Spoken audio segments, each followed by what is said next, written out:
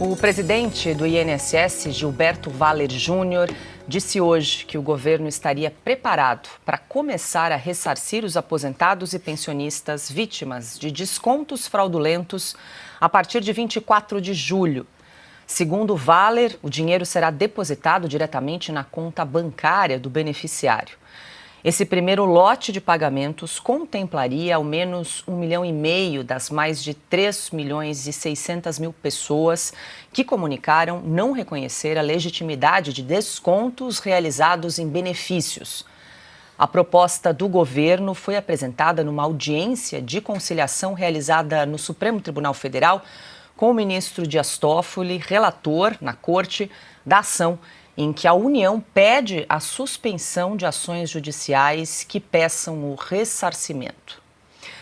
Silvio Navarro, muito boa noite, seja bem-vindo. Silvio, ontem, 23 de junho de 2025, a operação da Polícia Federal que revelou a roubalheira do INSS completou 2 meses, por enquanto ainda sem solução, sem ressarcimento, num prejuízo estimado aí de 6 bilhões de reais. Hoje, então, houve essa reunião, essa audiência pública para tentar definir como vai ser a devolução dos valores aos aposentados e pensionistas. E o governo, então, propõe no Supremo, com a presença ali de Dias Toffoli, ministro do Supremo, o ressarcimento em lotes. E aí o primeiro lote, o primeiro pagamento, começaria a partir do final de julho, a partir de 24 de julho, ou seja, daqui a um mês, para começar o pagamento, o ressarcimento dos aposentados. Muito boa noite, Silvio. Boa noite, Paula, Ana, querida, Augusto, meu irmão, Piotr. Boa noite, você que nos acompanha. O dinheiro precisa ser devolvido. A questão é, ainda não foram identificados os assaltantes e não se sabe o tamanho do assalto. E o nome é esse mesmo. Roubaram aposentados e pensionistas e não é possível tentar dourar a pílula, não é possível tentar passar pano para essa história.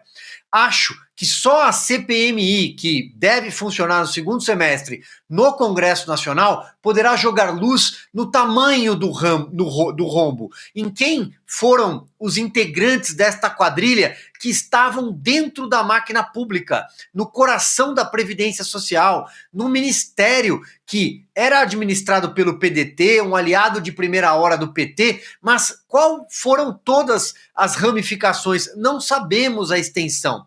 Então, é preciso investigar.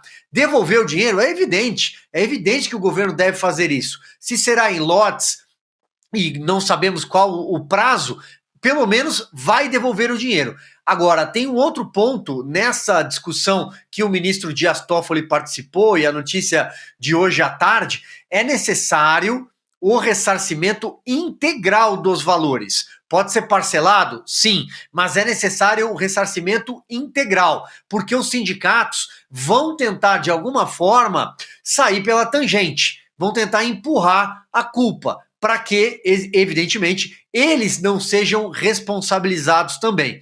Então, é um primeiro passo, a devolução é necessária, vai acontecer, mas não podemos tirar do horizonte que é preciso investigar quem roubou, quando roubou, quanto roubou.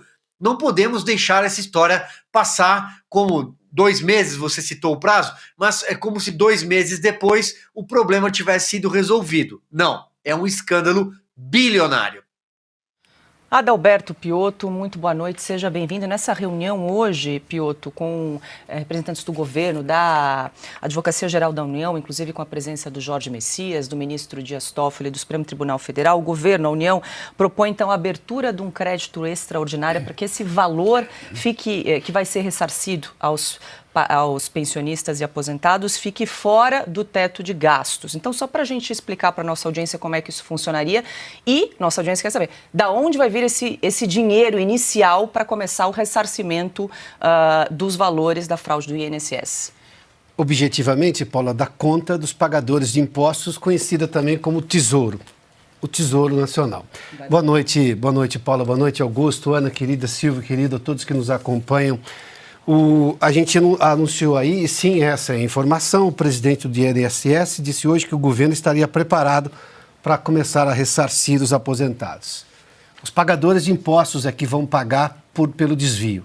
Porque enquanto o governo não recuperar o dinheiro dessas associações todas que sim, roubaram os aposentados, enganaram os aposentados, ludibriaram os aposentados, pessoas que ganham pouco já, sobretudo algumas no interior do país, aposentados rurais que têm muito pouco acesso à informação. Enquanto o governo não recuperar esse dinheiro, quem está pagando são os pagadores de impostos. Ou seja, o cidadão brasileiro é que vai ressarcir, vai ser obrigado a ressarcir os aposentados que foram lesados por essas associações e sindicatos umbilicalmente ligadas ao PT, ao governo, que tiveram lá por parte dos parlamentares do PT, a gente vai falar disso mais adiante, digamos, um passe livre. Foram os deputados do PT que pressionaram por mudanças para permitir que essas associações atuassem. E aí o governo vai lá e pede ao Supremo, primeiramente, ele pediu duas coisas essencialmente. Uma, que suspenda todas as ações, dizendo, eu já vou pagar, mas isso não quer dizer nada, espera um pouquinho. E danos morais? Quanto custa para uma senhora, por exemplo, um aposentado que deixou de comprar um medicamento porque foi descontado R$50, ou foram descontados R$50 da conta dele? E ele teve que protelar a compra de um medicamento ou de qualquer coisa por um mês.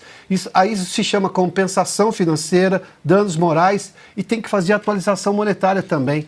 Na época em que foi descontado, ou foram descontados R$50 ou R$60, seja lá o valor que for, valia quanto? E agora vale quanto? É isso que um processo na justiça dá direito, porque o juiz faz esse cálculo. O governo não quer ser responsabilizado na justiça e o INSS, por isso que ele, sim, tem todas as digitais do governo.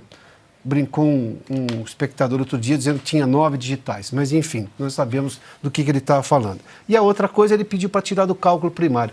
Cálculo primário é o que o governo arrecada e o que ele gasta. Como ele vai ter que gastar agora para, digamos, compensar essas pessoas, ou, digamos, devolver o dinheiro dessas pessoas, desses aposentados, ele tira do cálculo para não ter que responder por, digamos, furo no teto, que vai furar novamente o teto, vai gastar mais do que arrecada novamente. Mas ele não responde criminalmente por isso, eu não tenho que dar explicações, porque o Supremo, em tese, daria a ele um salvo-conduto.